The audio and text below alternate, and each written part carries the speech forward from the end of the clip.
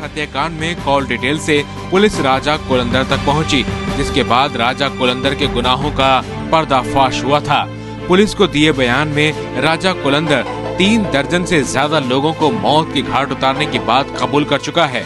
जो चुनाव जीतने पर विरोधियों ने फंसाया है, न उसका फिंगरप्रिंट हुआ है, न उसका डीएनए टेस्ट हुआ है, किसका है खोपड़ी ये भी तो दिखाएंगे। राजा कोलंदर पर आरोप है कि जो शख्स उसे पसंद नहीं आता था, उसका बेरहमी से कत्ल करके वो शव के टुकड़े टुकड़े कर देता था। कोलंदर इतना बेरहम था कि कई लोगों को मारने के बाद उसने उनका मांस भी भून कर खाया था। कत्ल करने वाले लोगों की खोपड़ियों को वो फार्म हाउस के एक पेड़ पर टांग देता था। क्या तुमने कभी एक ऐसे इंसान के बारे में सोचा है जो ज्ञान पाने के लिए दूसरे इंसानों का दिमाग खा जाता है?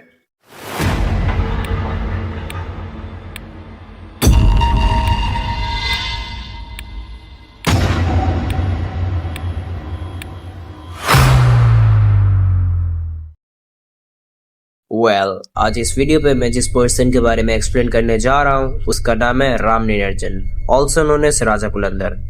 साल 2000, यूपी इलाहाबाद। ये केस 2 लोगों के अराउंड रिवॉल्व करता है। एक का नाम है धीरेंद्र सिंह और एक का नाम है राजा कुलंदर। अगर हम बात करें धीरेंद्र सिंह की, तो धीरेंद्र सिंह एक रिपोर्टर था इलाहाबाद पे जो रिपोर्टिंग का काम करता था। धीरेंद्र सिंह काफी ज्यादा ईमानदार और हार्ड वर्किंग पर्सन था। वो अपने काम को लेके इतना ही ज्यादा डेडिकेटेड था कि वो अपने काम के लिए इलाहाबाद से कभी कभी बाहर भी चला जाता था। 14 दिसंबर 2000, अगेन धीरेंद्र सिंह अपने काम को लेकर इलाहाबाद से बाहर गए हुए थे, लेकिन उस रात को वो अपने घर वापस नहीं आए थे, जिस वजह से धीरेंद्र सिंह की फैमिली काफी ज्यादा टेंशन में आ गई थी और उन्होंने धीरेंद्र के रिपोर्टिंग सेंटर पे कॉल किया एंड वहां से उन्हें ये रेस्पॉन्स मिलता है कि धीरेंद्र काम पे शायद बिजी होगा और शायद वो आ जाएगा 1-2 दिन में। लेकिन ये बात धीरेंद्र की फैमिली के लिए काफी ज्यादा वियर्ड थी, सिंस धीरेंद्र की फैमिली के अकॉर्डिंग धीरेंद्र कभी भी कहीं भी जाने से पहले हमेशा अपनी फैमिली को इन्फॉर्म कर देता था कि वो कहाँ जा रहा है, कब आएगा और कब नहीं आएगा। लेकिन 2 दिन तक धीरेंद्र के घर वापस न आने के कारण धीरेंद्र की फैमिली ने 16 दिसंबर 2000 को धीरेंद्र की मिसिंग रिपोर्ट फाइल कर दी थी और एक रिपोर्टर के गायब होने के कारण ये न्यूज आग की तरह फैल गई थी पूरे इलाहाबाद में। और जब पुलिस इन्वेस्टिगेशन करना शुरू करती है तब उन्हें एक कॉमन पैटर्न दिखता है कि इलाहाबाद से और 3-4 लोग गायब हो चुके हैं और पिछले कुछ सालों में टोटल 14 लोग गायब हो चुके हैं, जो कि काफी ज्यादा शॉकिंग बात है। लेकिन पुलिस को कोई भी पक्का एविडेंस नहीं मिल रहा था, जिसके कारण ये केस काफी ज्यादा कॉम्प्लिकेटेड होता जा रहा था। लेकिन पुलिस को एक कॉमन चीज दिखती है कि जितने भी मिसिंग केसेस है उनमें से जितने भी सारे लोग मिसिंग हुए हैं वो सारे के सारे ही इलाहाबाद के आसपास के एरिया में रहने वाले लोग हैं। एंड 3 दिन बाद 19 दिसंबर 2000 को जब पुलिस को कोई भी क्लू नहीं मिल रहा था तब वो कॉल लॉग चेक करने लग गए एंड वहीं पे पुलिस को एक ऐसा एविडेंस मिला जिससे ये पूरा केस ही पलट गया। पुलिस को कॉल लॉग्स पे ये पता चला कि 16 दिसंबर की रात को धीरेंद्र सिंह ने रात 1 बजे फूलन देवी को कॉल लगाया था एंड फूलन देवी कोई और नहीं बल्कि राम निरंजन एके राजा कुलंदर की बीवी थी। एंड जब फूलन देवी को पूछताछ करने लगी पुलिस, तब उसने साफ साफ मना कर दिया कि वो किसी भी धीरेंद्र सिंह नाम के आदमी को नहीं जानती है। लेकिन जब उसके पति यानी कि राम निरंजन से पूछताछ हुई तब राम निरंजन ये एडमिट करते हैं कि हाँ वो धीरेंद्र सिंह को जानता है, वो दोनों काफी अच्छे दोस्त थे। लेकिन राम निरंजन ये बात को अवॉइड करने की कोशिश कर रहा था कि वो धीरेंद्र सिंह के लापता होने के पीछे है। एंड जब पुलिस को राम निरंजन के ऊपर शक होने लगा, उन्होंने राम के ऊपर नजर रखना स्टार्ट किया। तब उन्हें यह पता चला कि जितने भी मिसिंग लोग हैं उनका कहीं ना कहीं राम निरंजन से कोई ना कोई कनेक्शन था। एंड जब पुलिस राम से इंटेरोगेशन करने लगी तब राम बहुत ही ज्यादा वियर्डली बिहेव करने लग गया था। He was like, I don't know about this missing peoples. But जब राम को पुलिस फोर्स करने लगी तब राम ने ये स्टेटमेंट दिया कि मैं आपको सब कुछ सच बता दूंगा लेकिन आप मुझे अरेस्ट नहीं कर पाओगे।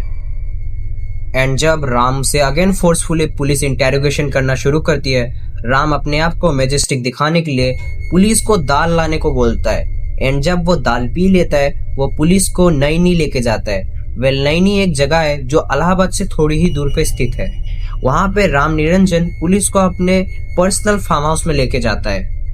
एंड राम निरंजन के फार्म हाउस में आने के बाद पुलिस को कुछ ऐसा मिलता है जिससे ये कंफर्म हो जाता है कि राम निरंजन ही इन सारे मिसिंग केसेस के पीछे है। राम अपने फार्म हाउस पे पुलिस को एक खोपड़ी दिखाता है जो कि राम के ही एक विक्टिम कालीचरण श्रीवास्तव का था। एंड ये सब जब राम निरंजन से पूछा गया कि उसने इतने लोगों को क्यों मार डाला, तब वो ये बोलता है उसे ज्ञान पाने की भूख है। वो इन लोगों को मारकर उनके ब्रेन का सूप बनाकर पीता है और वो इनकी बॉडीज को काट कर खेत में फेंक देता है। और जब पुलिस ने पूछा कि उसने धीरेन्द्र को क्यों मार डाला, तब राम ये बोलता है कि धीरेन्द्र को उसके सारे के सारे काली करतूतों के बारे में पता चल गया था। वो अगले ही दिन न्यूज में उसके बारे में लिखने वाला था। इसीलिए पकड़े जाने के डर से राम निरंजन ने धीरेन्द्र को मारने का प्लान बनाया। उसने क्या किया कि उसने धीरेन्द्र को रात में अपने फार्म हाउस पे बुलाया एंड राम और उसके साले ने मिलकर धीरेन्द्र को जान से मार डाला।